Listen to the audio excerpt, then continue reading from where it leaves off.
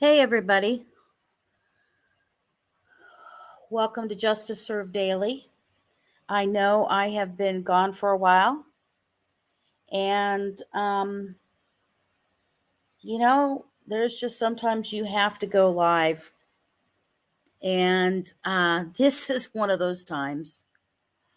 Um, so if you keep an eye on our um, community posts, you have seen information that's gone out and stuff like that where I post some details. And you may have seen the post I did before all this stuff going on about gag orders and what happens if you violate a gag order. And honestly, this is past a gag order, right? We're beyond that. We're beyond somebody's professional duty is to protect information that is about the case and that goes out. And today is, there's cases that you think about that are like, they have like unbelievable outcomes or something like that. And this is turning into one of those cases that honestly is a shit show before it even gets started, right? Um, and there's people that help that happen. So, obviously, today was supposed to be this emergency hearing that Judge Gull was having in Allen County, which is in Fort Wayne, Indiana, where she actually resides and is out of. And she is the judge who was put in placement for Carroll County for Richard Allen's trial. And basically, this trial had been set to discuss uh, a couple of things, honestly. One of the big things that, if everything was normal, we probably would have discussed the information about if the ballistics for the bullet is going to be thrown out because the defense team had filed that information was lied to in order to get the search warrant. So anything in the search warrant should be thrown out. And, I mean, those are pretty big deals, right? You would think that's a pretty big deal. We're going to find out a lot of information from that.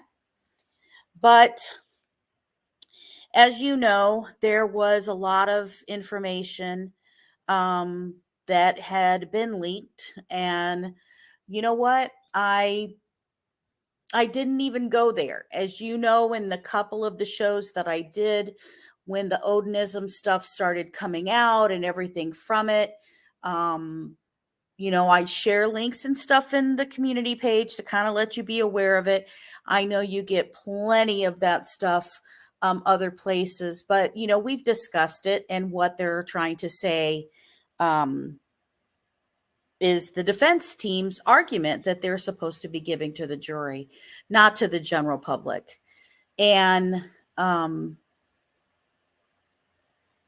for me, I thought that was pretty shocking that huge piece, that over 100-page piece, was sitting here and having not just the Franks hearing request, but that it was actually having what they're going to argue to all the jurors about what they're saying is the alternative theory of what has happened. And, it's like that doesn't make sense. Why is all of this going out, And when you have stuff such as the pagan Odinism, white supremacy theory that's going out there, you're trying to also pick up on headlines and to get stuff done. And we kind of all know, if you remember, when the defense team first came on with Richard Allen, right away, that defense team was in front of the cameras and was talking about stuff and things like that at the very beginning, right? They were already, really feeding in to trying to tell the media about some things very early on. And I think that's why originally the prosecution had asked for this to be a gag order to be in place and to protect all this information. So, but, of course, we have where, out of the blue, that people have crime scene photos, right? Leaked actual crime scene photos that are supposed to be protected by, our system, period, right? Regardless of you prosecution or defense, you receive these materials, you receive this in um in something for you to promise to protect that information, right? The only time they would share that information is if they were getting an expert opinion, they want to hear what they say, they let them review that kind of stuff. But it's crazy. So obviously with this getting leaked, the big thing that happened today is um like only a couple hours prior to the actual trial itself, suddenly they turn around and these motions are filed by the defense. I put copies of those also in the community dropping. So, where Baldwin is arguing about, well, let me back up. One is that he's not going to be there, and he has a representative for him that's going to be there today. The second one is that um, why he shouldn't be removed as defense attorney. And, you kind of, we already knew what was going to go down. We already knew because of when you have violations of just a gag order, just a regular gag order of information, you can be fined, they can be, reprimanded, there, stuff like that. But when you come down to actual crime scene information that's supposed to be protected, that you go and reveal out to sources so that they can spread the word and spread the information out, um, and you're the attorney, that's a whole different thing. Now, some people would argue the fact, should have they been removed? Should have they not been removed or whatever? I'm going to argue this fact. We all know if she would have kept them in place, he would have reason to appeal right away, right? He already has a reason to appeal based on what their actions were. And part of that problem is that, um, you know, they're they're going to sit here and go through a whole entire trial that they know that Richard Allen already has a reason to appeal it. Why go through that? Why go ahead and go through all of that? So we know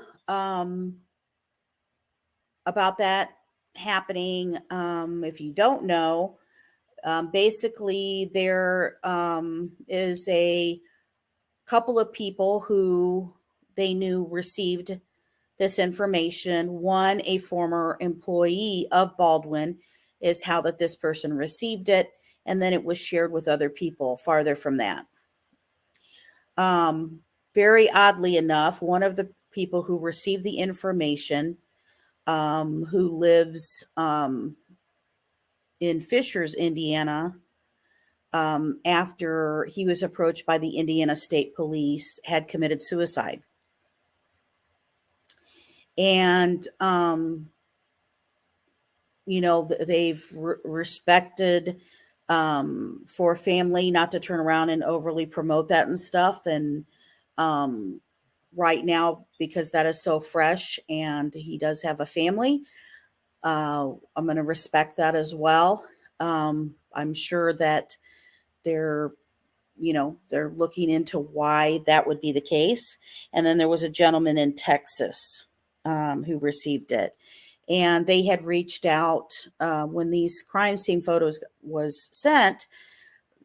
There was people who reached out to the Murder Sheet podcast, Anya and Kevin, and stated that they wanted to share the communications that came to them along with these images, and they asked them to please contact the local police department to let them be aware that these had been leaked out.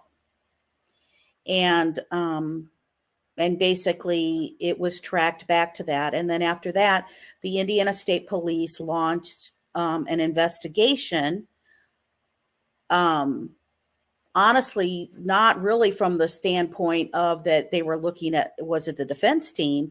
They launched the investigation because they were looking into whether it could have been a police officer, right? Because that, that's a crime. The police officers can't sit there and do it, and they would be held accountable.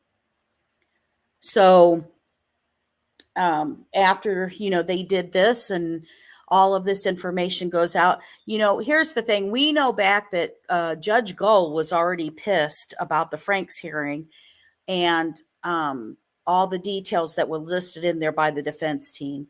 But when you go to revealing the crime scene information out, which in my opinion, it is unethical, it is unprofessional, and it gives, even if you're trying to be a good defense attorney, that you would turn around and put the families of Abby and Libby through this is unbelievable. And I think the tactics and stuff from it says a lot. Absolutely says a lot. I think some information that is out there, a lot of people, were jumping on the Odinism and could this been there? And obviously, we're not these, we're not the detectives to go find specific information, right? But you're supposed to hear the different theories and see what the theories and stuff are. And different people obviously can have different biases, right? You can get stuck on a bias of a case because you feel it's a certain way or not a certain way. And I do realize that, I kind of have a direction that I believe the case is going and what's happening from that. But when you look at a case, we, as anybody who follows true crime, you realize that most of the time it's the simplest of the answers, not the most complicated. And I was talking the other day to Mama Bear and them, and when we were all having this conversation, I gave the example of, it's like when you watch a Dateline episode, right? And at the beginning of the show of the Dateline episode you watch, they are totally telling you the story and they lean in on one particular person and what that is the person, and this is all their info, and they have overwhelmingly convinced you by that first part of it that this is the killer, this is the person who did it, this is the person who committed, here's all the evidence, here's why they, here's the motive, here's everything that's from it. But then you get to the middle part of the show, and what happens? Suddenly they start filling it in and telling you a little bit more. And they're mentioning a whole different suspect, and now they tell you that the first person actually had an alibi, and but that this person was at this location and this person was at this location. So now your mind that was made up at the beginning of the show because you heard only one-sided bit of information, now you're sitting here thinking, oh, wait a minute, well, that's interesting, I didn't know that. And now you're leaning towards the second person. Well, that's where we all are, right? That's where everybody is. Um, they did not sit here. We don't have all the information. The prosecutor can't come out and tell everybody that this isn't this way because of. And everybody knows that, of course, there is a lot of things that have not been done perfectly during investigation time. We can all be critical and stuff from that kind of stuff. But when you look at the information and the details and stuff from it, the people who are only listening to the Odinism have what, oh, this is it, that's what it all is, it is this. I am shocked, because I mean there's people who never covered it ever before in their lives, and they're like, oh wow, look at this, and it's this way and this way, and then they follow certain information that we know isn't true, or know didn't happen, or know that something's not the case. And I can't tell you how much that would have to frustrate the families of Abby and Libby, that they can't speak up and say anything. They have stuff that is said against them, and that is hurtful, and that is outreach and stuff that has gone on to them. And I don't understand this world when it comes to stuff like that. I don't understand how, if you don't know all the information, why are you attacking a family that you don't know stuff about a case? If you imagine that you had a child that was murdered, and you have been waiting 6 years to find out who did it, and then you have people, I mean, and I don't mean like a while back, I mean recently, that are communicating to family members and blaming them and accusing them. I don't understand it. I don't understand it. I I don't know why people do that to them. But so when we get to today, and we get to um, a couple hours beforehand, the motions that are filed, and a couple hours beforehand, and you've got Baldwin saying he's not going to be there, in placement is somebody else, and then she made him come to them. They had to go to Allen County. They made the transportation from Westville Prison for Richard Allen to come to uh, Allen County. And Allen County is about 2.5 hours away from the Indianapolis area. So if you look at that they filed that, and then there was a information that happened, that a half an hour delay on the court hearing. So people knew that. And then we have the Judge Gull, who comes out and basically informs everybody.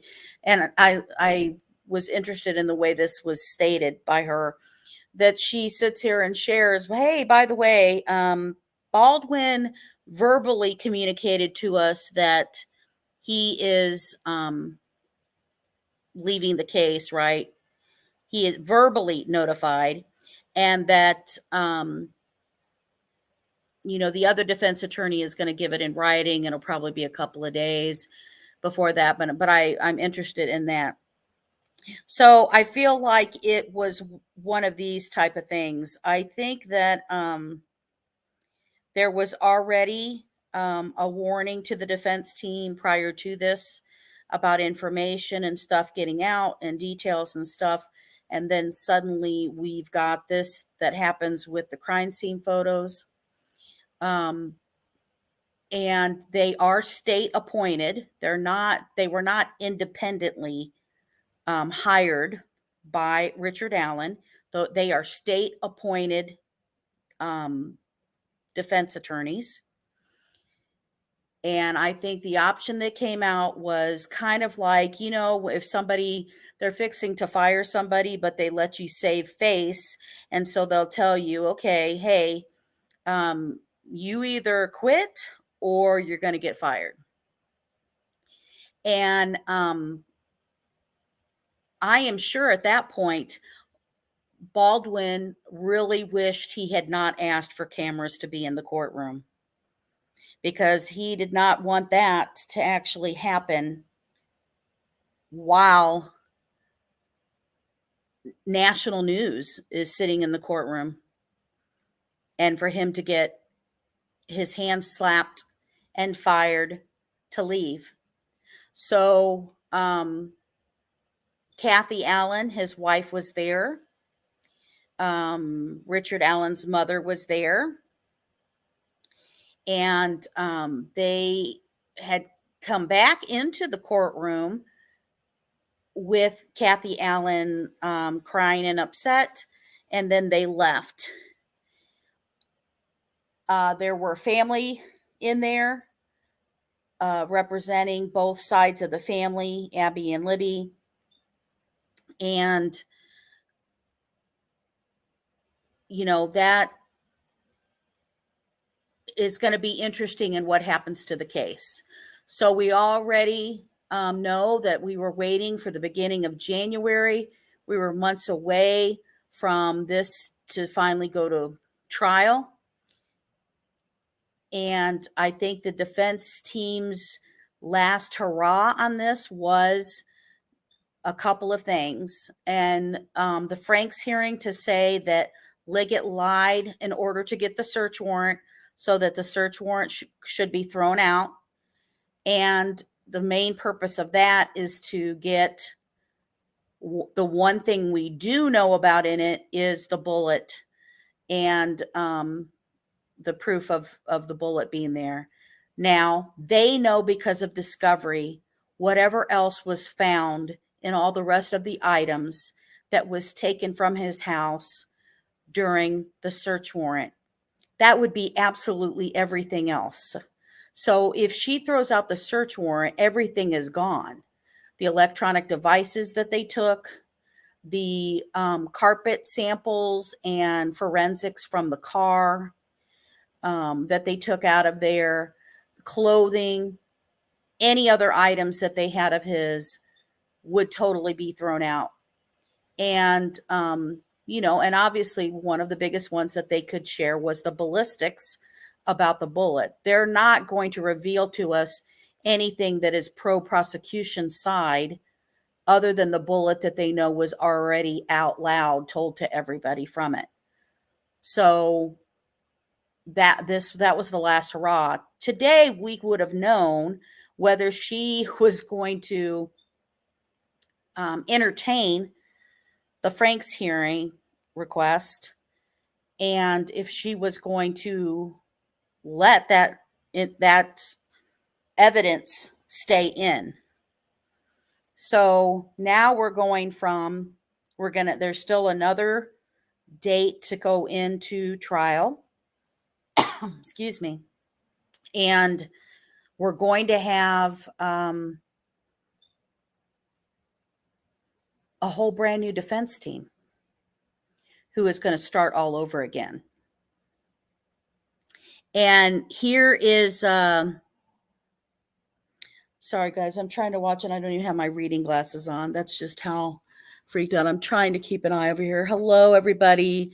I saw Kevin and Kib Kitty and Samantha and Mama Bear and um, all of you guys. Sidebar. Hello, Sidebar. Hello, Mother of Dragons. So now we're going to go to the very, very beginning all over again.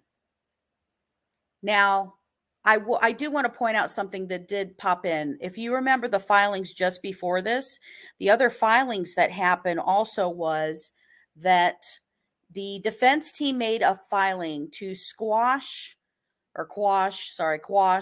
the information that was going to be that the prosecutor would have had access to the mental and health records of Richard Allen.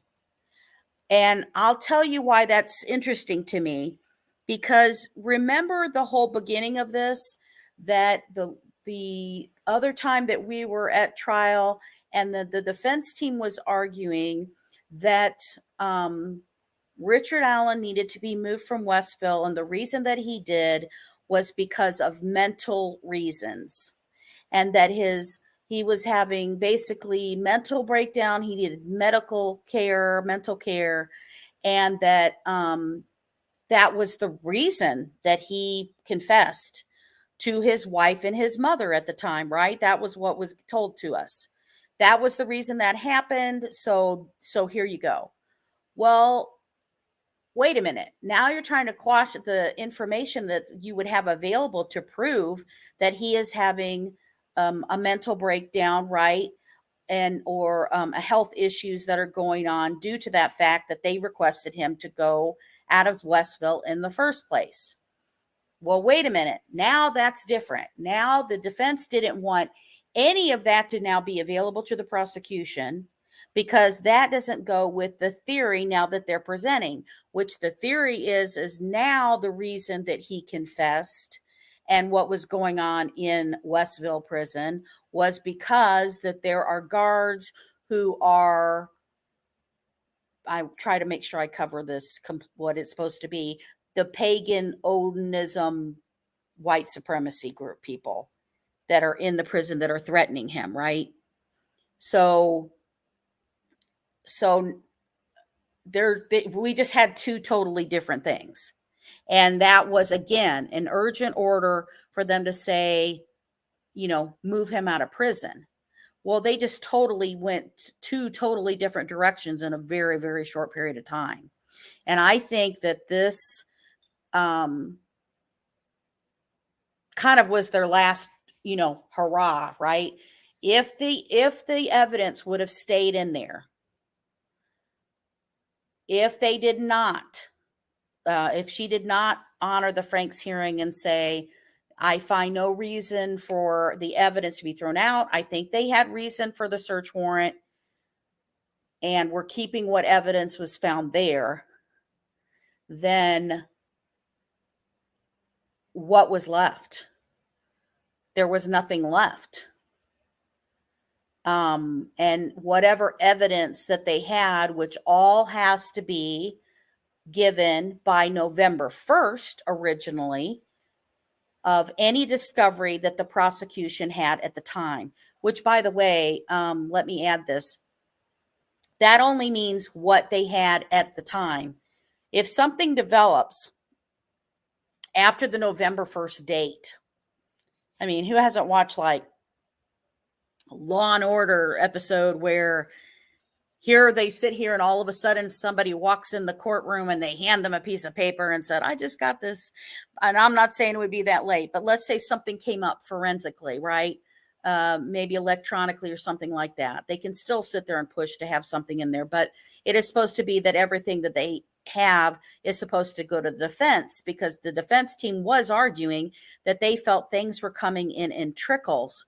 Well, here's the thing I want to point out. The reason stuff comes in trickles and stuff like that is because most of the things that they have all were having to go for forensic testing, even the digital, right? The digital electronics, we all know how long it takes for CSAM to even be discovered, or false connections of, aliases, other emails, other usernames, any other communications, anything that's going on. That takes a while for that stuff to get done. So, you're going to turn in that information as it continues to get closer and closer. So, I I'm not surprised about that the defense team is has air quotes quit. I don't think Baldwin wanted to have it that they were removed. I don't think that, I mean, and like I said again, he didn't show up. He wouldn't have had, was that on purpose? Do you think he was avoiding also to be there on purpose, that he's thinking, okay, she's going to go in here and fire me. It's going to be broadcasted on television. Maybe I shouldn't physically actually be there. I mean, you think that was on purpose? So, you know, a little crazy, right? I think that the interesting part is going to be, Judge Gull is still having the trial, um the next trial date, I'm sorry, the next come up court date is going to happen, and she already informed the defense team, I'm sorry, the prosecutor, that there will be a new trial date. And when I think of that, I just think, God help the family. God help the family. It is so sad. It is so sad. And if you look at, um, you know, if you ever have seen posts and stuff from some of the family members, and that they can't say anything, and you can just tell certain things that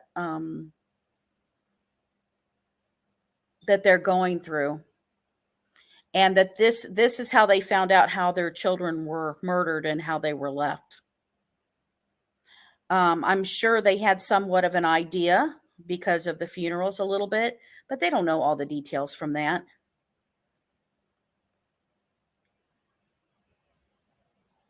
And I think that uh, everybody's love of true crime is that we go in here, we want to make sure that justice is served for the victims, for their families, and we want to find out information and details.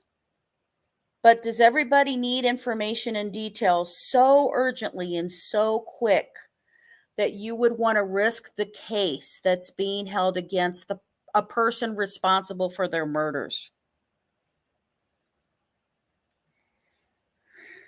Right?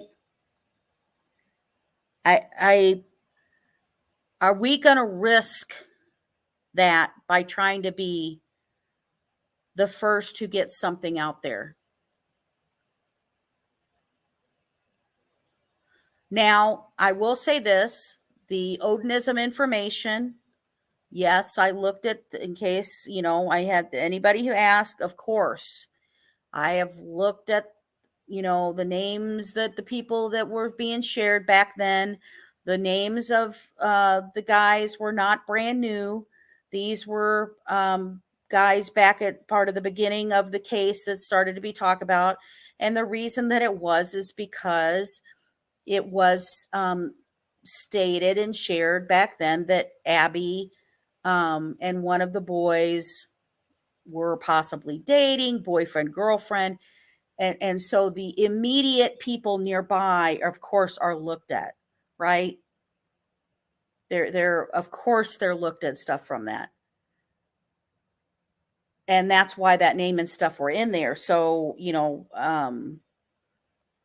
a few of them were not new.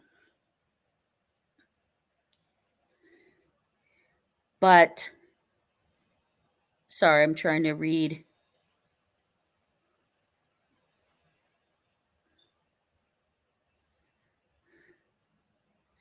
I think that part of the I think that part of the stuff going out is that no matter what happens, now I will say authorities are contacting people who had the image, and they're supposed to get rid of that and remove it and take it down. So if you've seen people that remove that and take that down, that's the reason why. But people take screenshots and do all kinds of stuff, so they'll never get that back. You can't take that down. You know what I mean? You can't undo that. It won't happen. So, um,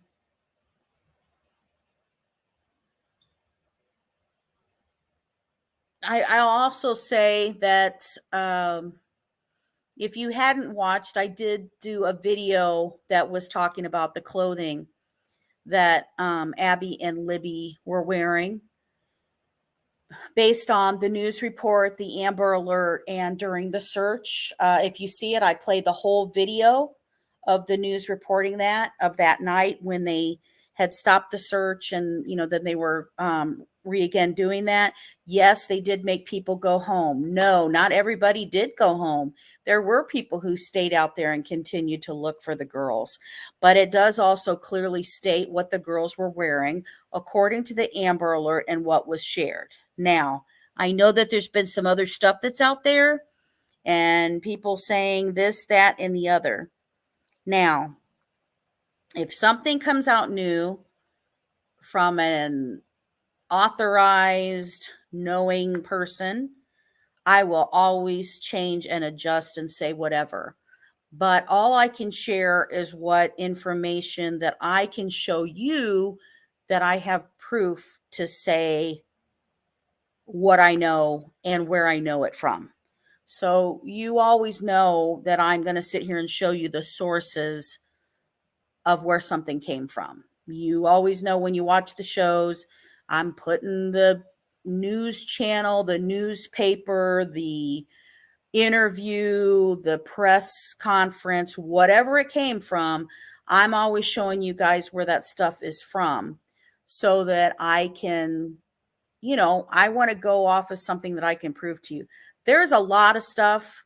You would be shocked in how much piles and piles of research that our group has of stuff that we have done tremendously on connections to people, background to people, family links to people, right? There are not enough cork boards or dry erase boards to keep this in here.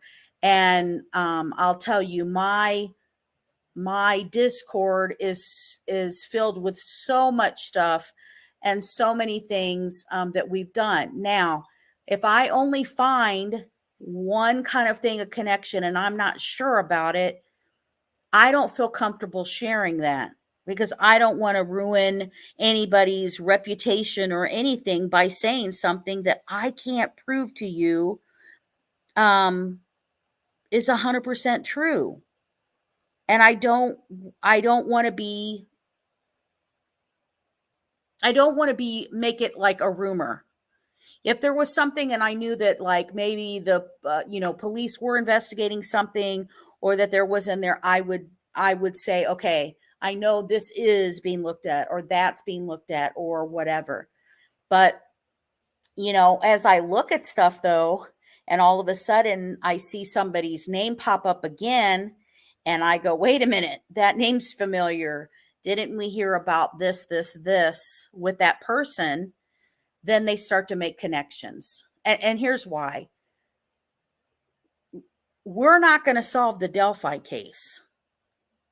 And getting the information and stuff to us is and out there for us to talk about and us to share and us to say about this case and what are our thoughts and what are your guys' thoughts. I know that you guys may not agree with a certain direction that I may think the case may go, or some other connections that I think I have. You all have your own unique perspective of that, and I respect that.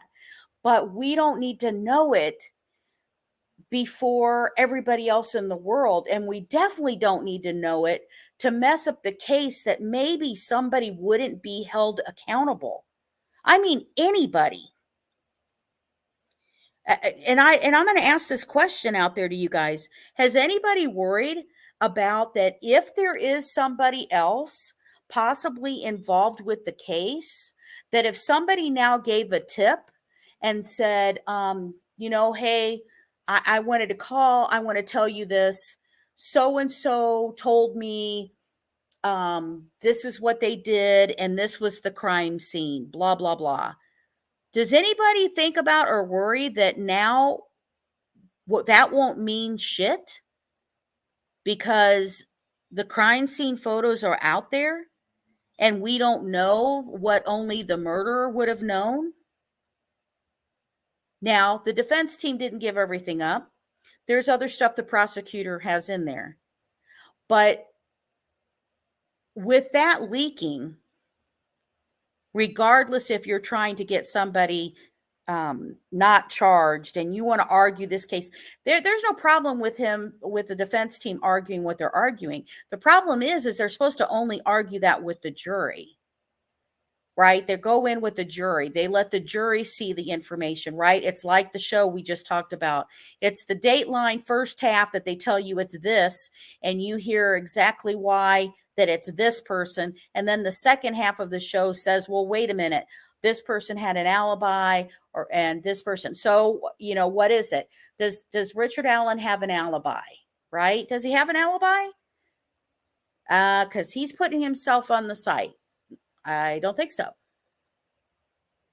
We don't know where he is. He has 2 times that he spoke in documentation that he was there at the times of the murders, and then the defense team tried to push back and now say that he left or even earlier than that.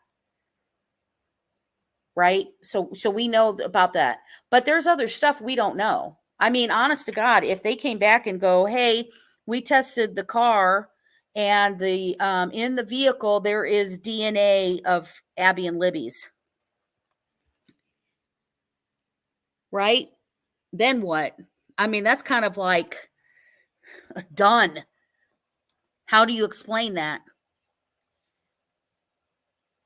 But now you've got the crime scene. What if somebody sat here and, they always assume that one of the things that a killer will do is take images and pictures of the crime scene. So now if they turn around and they go find somebody and they like, oh my God, there's some pictures of the crime scene they have. Well, guess what? Now that person can argue, oh, well, I didn't get that until it was released. It was released on this channel or that news or whatever.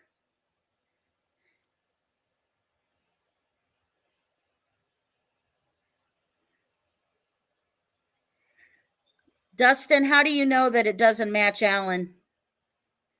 And how do you know it's human DNA? Because, a lot of people said that it was DNA. But to be honest with you, after 6 years, if it was real DNA, even if the person's not in the system, they could have sat here and used genealogy DNA by this point, 6 years later.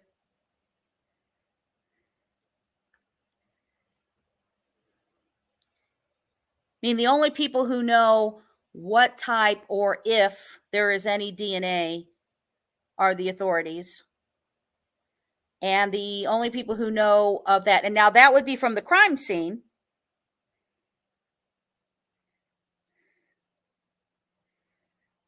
That would be from the actual crime scene. Now, if they find any DNA in the car, that kind of, that's a little bit hard to explain, right? But we're not going to be the jurors, right?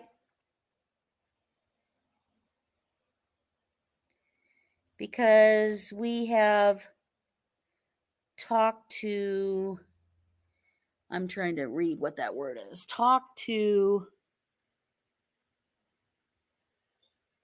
because we have talked to sorted sources that can prove it.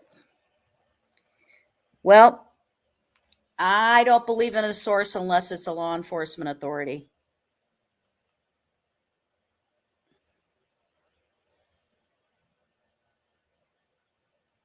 We heard that there was some type of DNA at the beginning.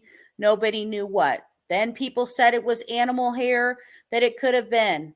Then we heard about a dog taken at the Klein's house. Then we hear about a cat at the Allen's house. Then it was like, okay, well, then people are saying it was an animal hair. Was somebody injured while, during the murder themselves? Could have it been a blood mixture? We've heard about that. Not regular DNA is going to be able to separate 2 or 3, honestly, types of blood at the same time. They'd have to use a special type of thing to be able to do that. I can't speak to your source and answer your question on that. I know at the very beginning, they said that there was DNA evidence, but we don't know. I think we would have solved this a hell of a lot sooner if there was some type of DNA.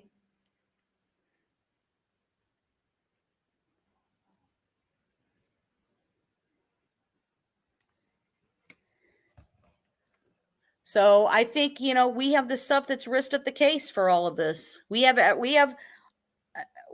all kinds of stuff that, and let me argue another fact with you guys. This will be fun. Maybe. I don't know. If it's not fun, I'm sure you'll let me know. Okay. So let's for a minute think about something for a second. Now just play along with me, everybody. Okay. Let's pretend that the defense team made up the Odinism as their defense argument of who actually did it, and well, no, I take that back. Let's make it the other way. Let's say they made it up. We're going to pretend. This is just pretend, hypothetically. Let's say they made that up. And they came up with this reason. I'm not saying they didn't look into Odinism. I absolutely know they looked into Odinism. I absolutely knew they looked into this kid. He was very early on. His whole family connection was very early on. So I want to make sure I'm that clear about that. I get that. But let's pretend that the defense team knows that they made up the whole elaborate Odinism and what's going down with that. Okay. They know that they made that up. So here's my question, or my thought that popped in my head. Don't you think there could have been some much easier people to blame and redirect people to look at for the murder? Right? So let me give an example. Why didn't they blame Ron Logan? Ron Logan can't defend himself. He's dead. They could have said, oh, well, it was found on his property. He lied about this, and it's Ron Logan. Or, you know where I'm going. Why didn't they say it was Keegan Kline? They could have said Keegan Kline admitted that he created Anthony Shots. He admitted and that Anthony Shots was speaking to Libby that day, right? Why would they not go that direction, right? Because lots of people were going that direction. So why didn't they blame a McCain that's out there seeing people, witnessing things, right? Why did they not do that? I feel like I'm going to just share my opinion. Here we go.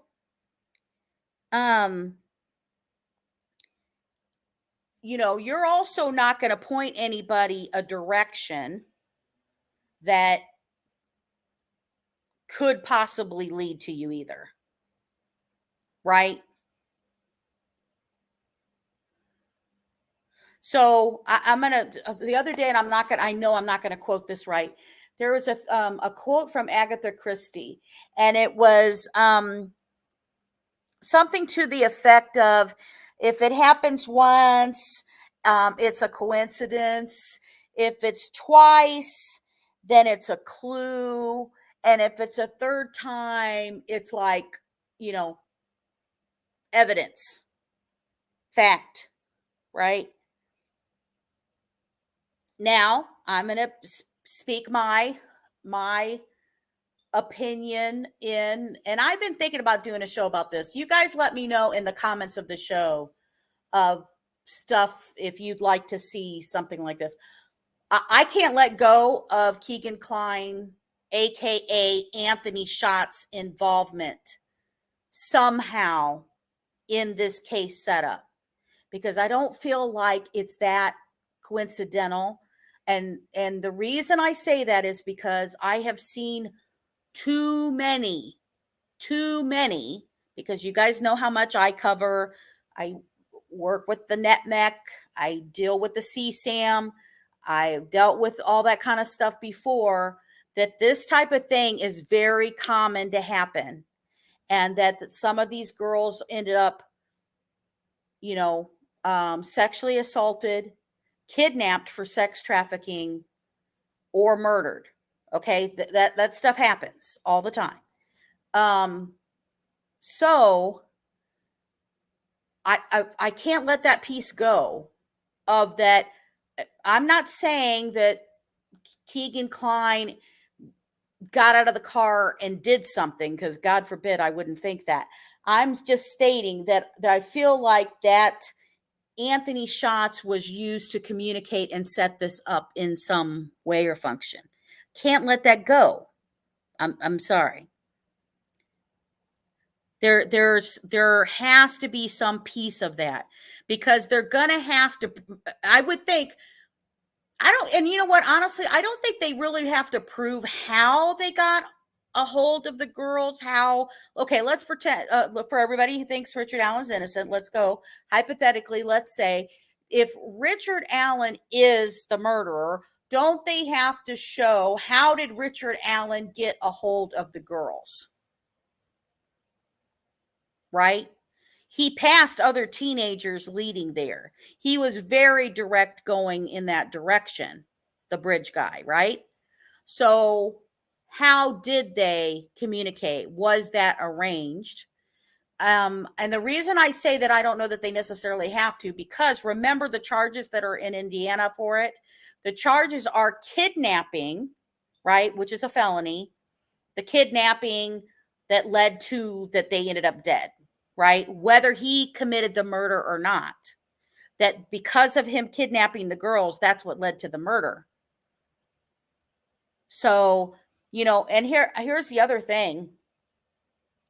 I wonder if Richard Allen, of starting all over again, because I think that Baldwin may have given him hope that maybe they can argue and make the bullet disappear and make the evidence disappear from the search warrant, and that he's going to do his best to push that out. Baldwin's known for that. I mean, he got a triple murderer off for that. So, what is Richard Allen's thought process going to be on that he's got to start all over again, and he has to do that? Because remember, he did confess to his wife, not once, not twice, not 3 times, multiple times he told his wife, and he told his mother that he did it, that he committed it. So, will the thought process of having to go through a whole nother year again make him say, hell with it, I'm just going to go ahead and confess? I'm going to go ahead and make a plea deal, right? I'm going to go ahead and try to get them to give me a better location, make sure the location's close to home, that I don't have the death penalty. And do they go in and try to offer that with this new team that comes in the door and let them know, hey, we're willing to offer him this, if he tells us exactly what happened and anybody at all that may also be involved.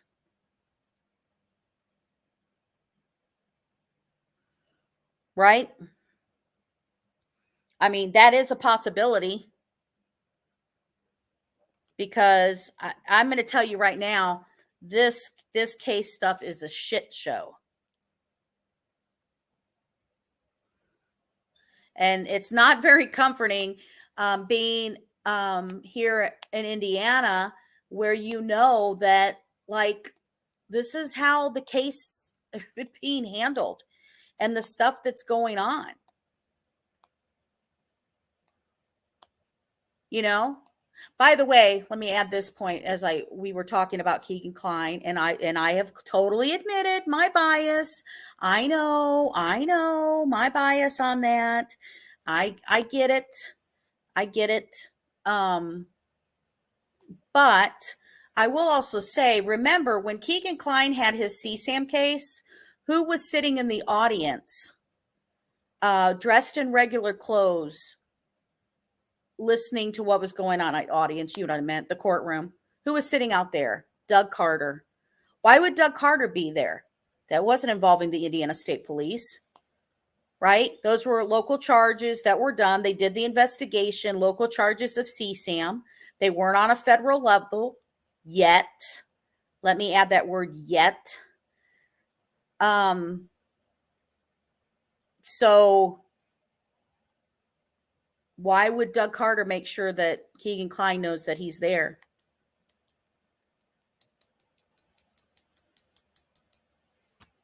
And by the way, did just for fun, Keegan Kline decided to start talking to the state police and all of them and make them go do a search of the water in Delphi? I am going to have, if I don't already have it today, I should have it this week,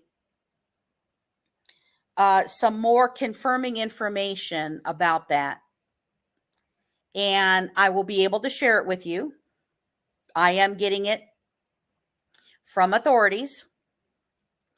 And I'm anxious to see what it shows me that I can show all of you.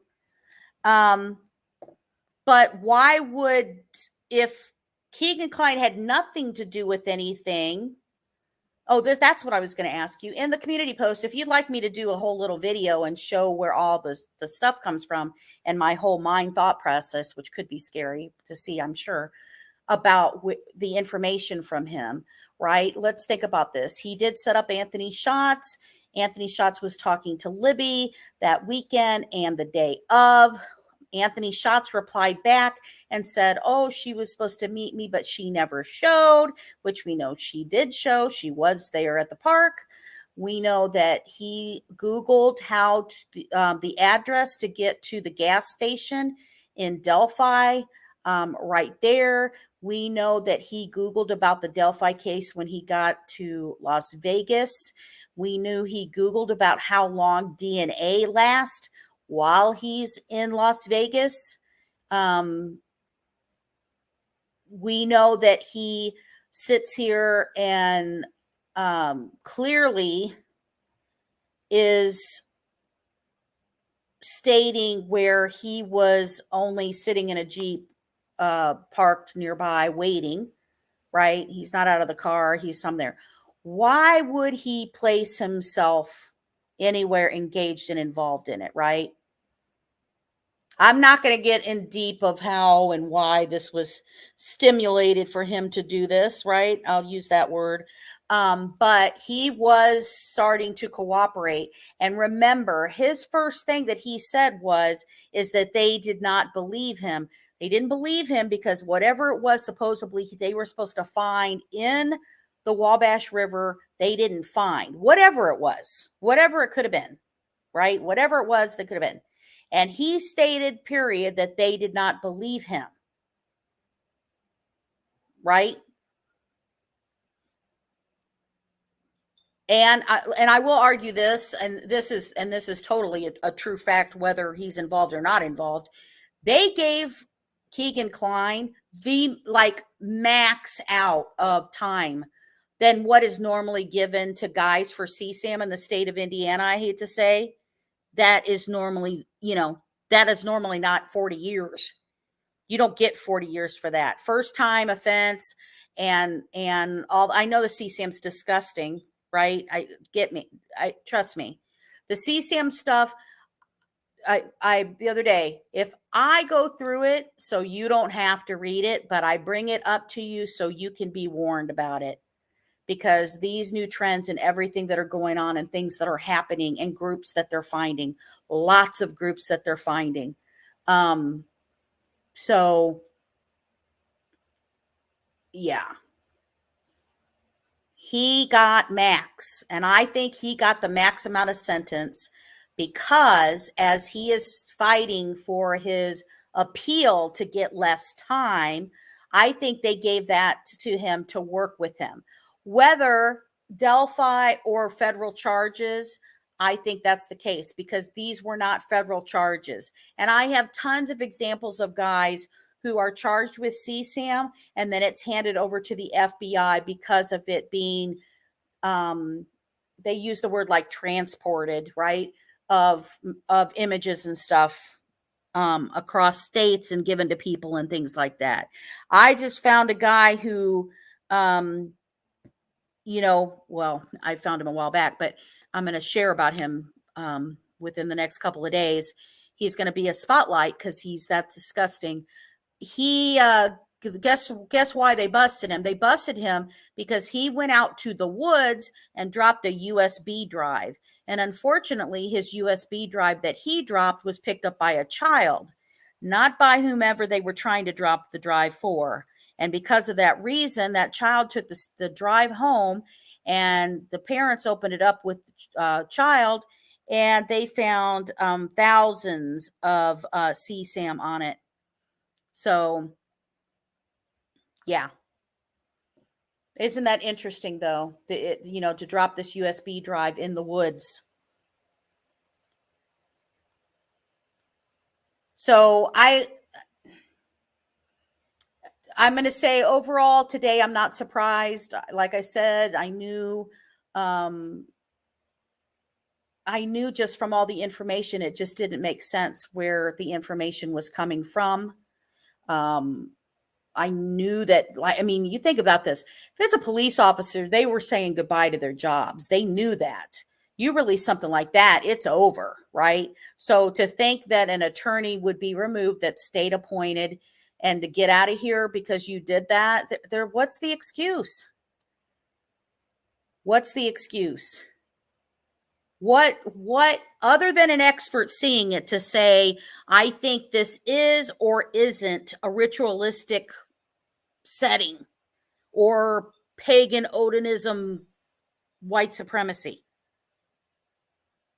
Which, by the way, Mama Bear and I were having a discussion the other day, and we're sitting here and we're talking about information from the scene again, that people were talking about the sweatpants versus the jeans and all this kind of stuff.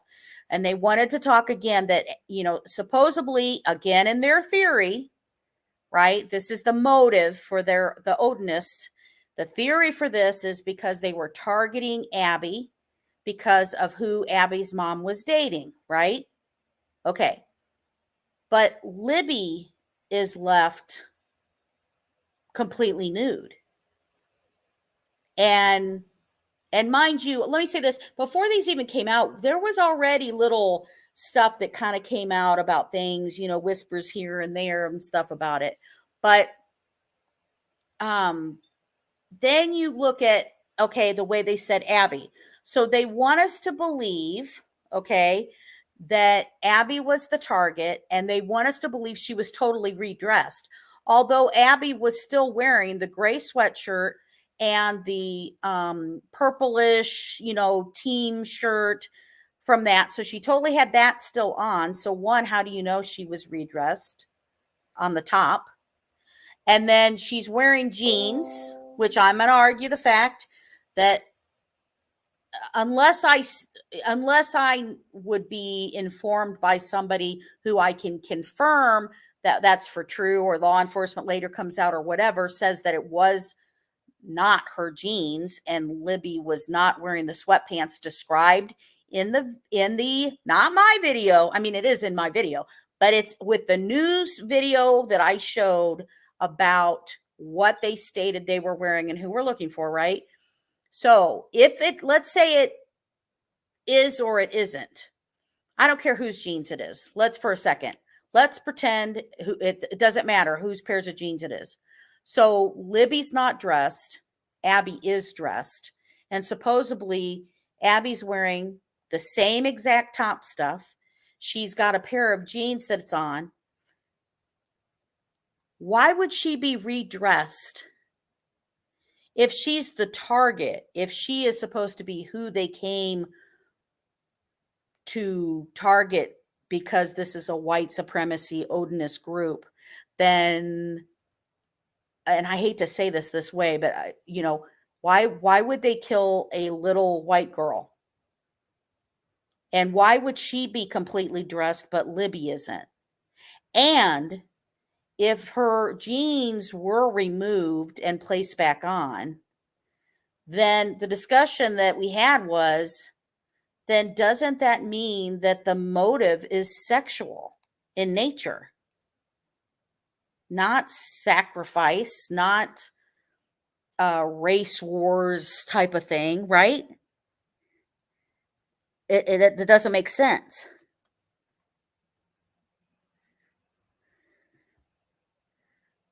Doesn't make any sense to me. If that's supposed to be what the target is, right?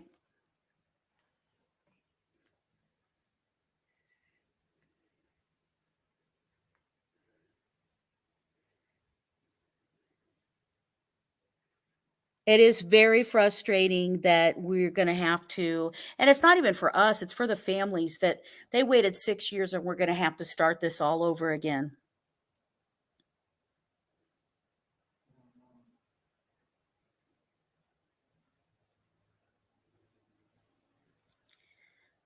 And again, I want to make sure that I totally get everybody has their own theories. I will say, and this is just, hey, my channel, my rules, right? My ball, I can go home and take the ball with me, right?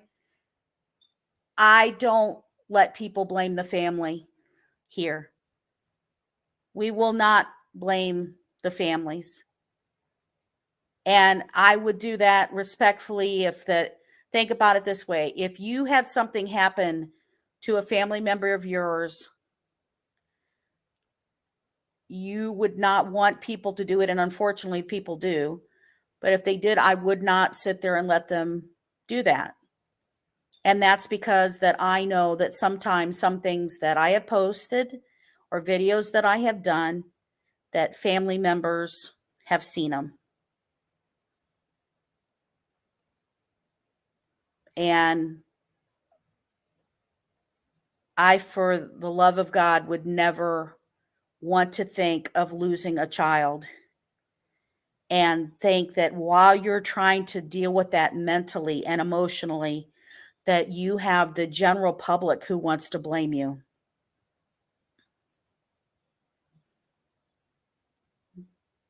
So I know we all have curiosity and we want to see things and we want stuff to move forward, but that isn't worth the right people being charged with the case. If you believe Richard Allen is innocent and you don't think he had anything to do with it, then you want to make sure he's got a fair trial. And he was not going to get a fair trial with somebody who is releasing all that information. And honestly, it would just start all over again no matter what, because Richard Allen would have the ability to appeal the case because he could say, my attorneys released these images, yada, yada, yada, and now I need a new trial. So we might as well start the whole trial and stuff with the people all over again now instead of doing it later.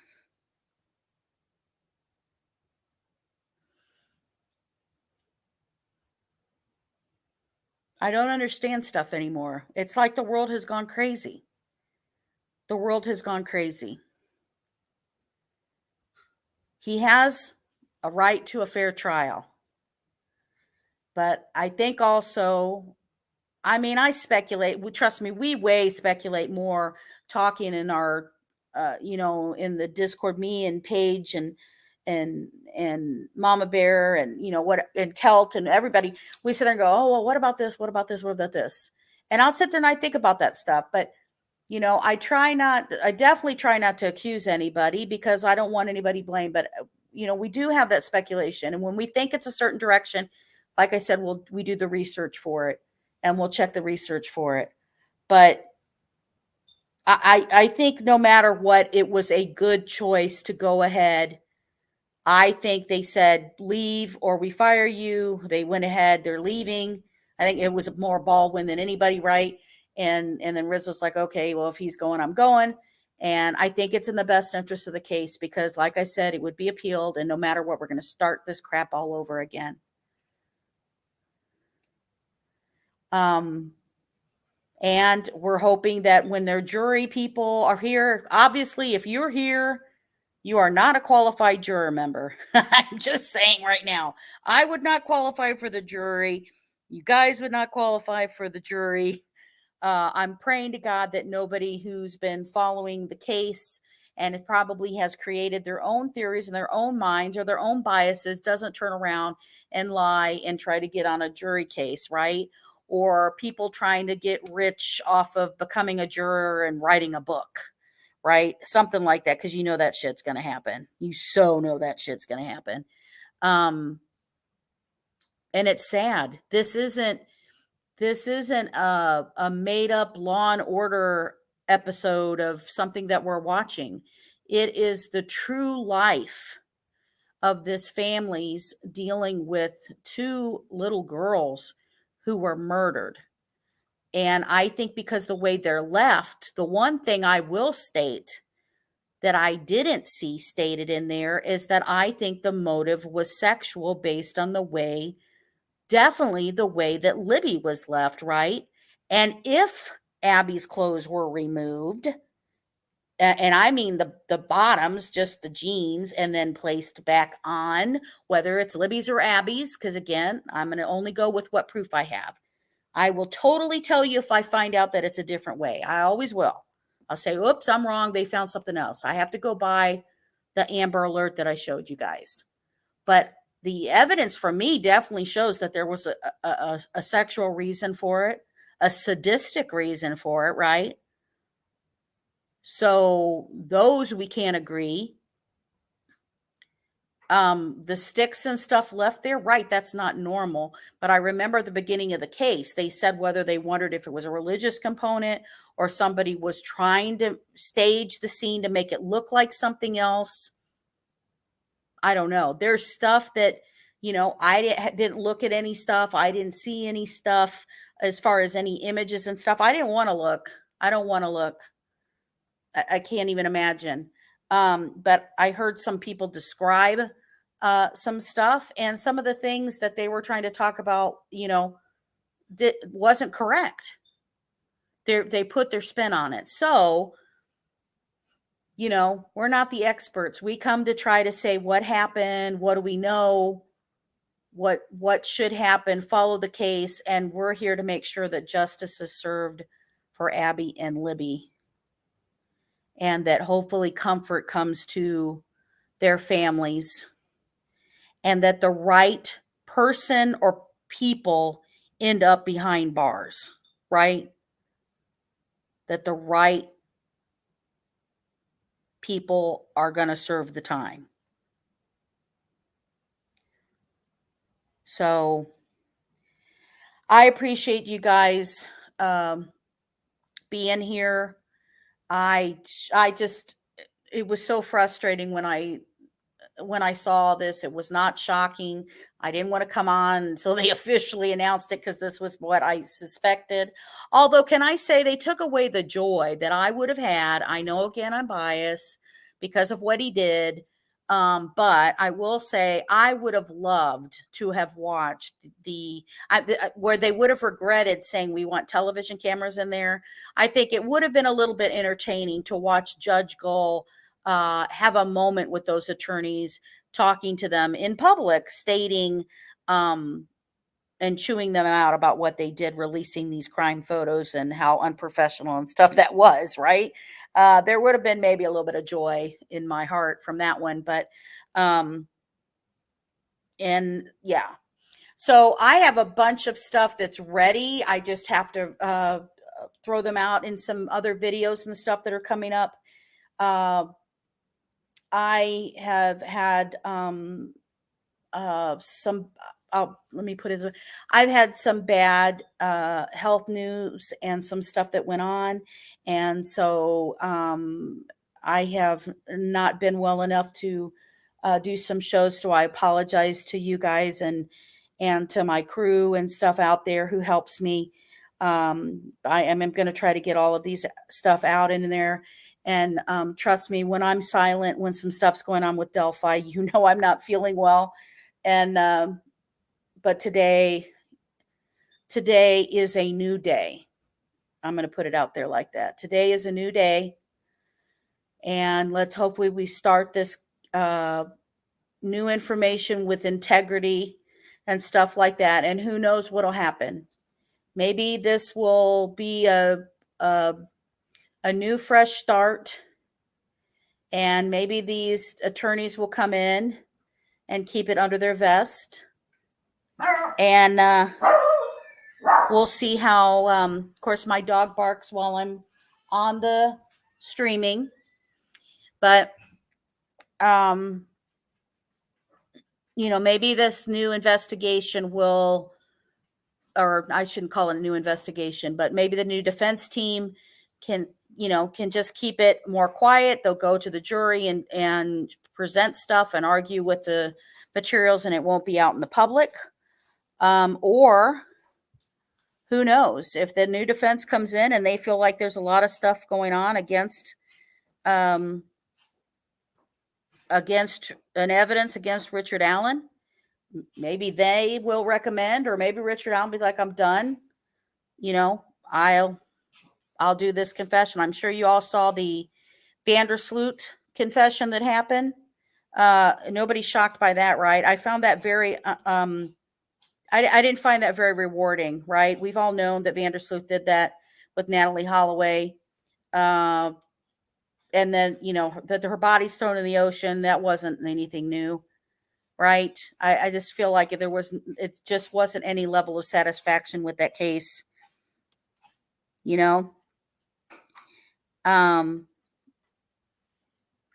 and then we had the IU student case that was just updated, that they're going to keep him behind bars. That's in the community posts and stuff like that. You guys can see updates for that case, which that one was a long time ago. I couldn't believe that still hadn't been figured out until I posted it. But I have a new one I'm going to be doing is about the Long Island serial killer, the Las Vegas victims, but it also the connection with the Chillicothe, Ohio vanished women, missing women, and murdered. And I shared with you, Darren and I are working on a case, but we're waiting to make sure the family is ready to speak up about that. So I told them they have plenty of time, that we are here to help whenever they're ready to go. So we've got that also happening. I'm hoping to have that new information to kind of share with you guys about Keegan soon, and the new top predator profile of the man out of Michigan. And so lots of stuff coming up and things like that. And like I said, if there's a delay in there, it's usually just because I am not feeling quite well at the time. So, but I appreciate all you guys. Thank you for coming in at this last minute to just kind of, yeah. Please tell me your comments and your thoughts, whether they should have, do you think they should have kept the defense team on? Do you not agree with that? Put that in the comments. If you think they did the right thing, just put that in the comments. Please also make sure to hit that like button and make sure you subscribe. We are not a monetized channel, but I do try to make sure I get more subscribers so I can share about cases and cases we need that they need help from you guys. So I appreciate you, Justice Warriors, and thank you for making sure that justice is served daily. Good night, everybody.